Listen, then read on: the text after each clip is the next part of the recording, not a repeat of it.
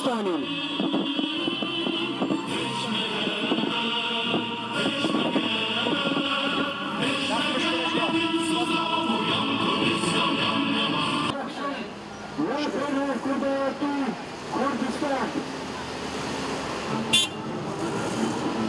ئێمە وەکو ڕێکخراوی ئاواشین بە ئەرکێکی ئەخلاقی و نەتەوەیی و نیشتیمانی ماوە یەک هەفتەیە ئێمە کەمپینێکمان سازداوە لە ناوەندی قەزای سۆران.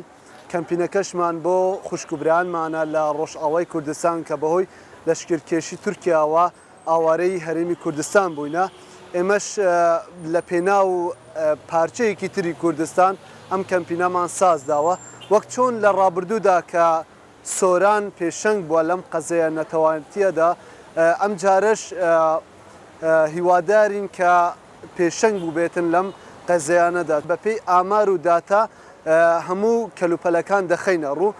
کەلوپەلەکانیشمان زیاتر لە خۆراک و پێداویستیە منداڵەکان لە خۆ دەگرێتن کە ئەمە پێشەنگی کەمپینەکەمانە و لە بیریشمان نەچێت کە لە ڕووی داراییەوە لە ڕووی مادیەوە کە خەڵکی سۆران بەهانای کەمپینەکەمانەوە هات.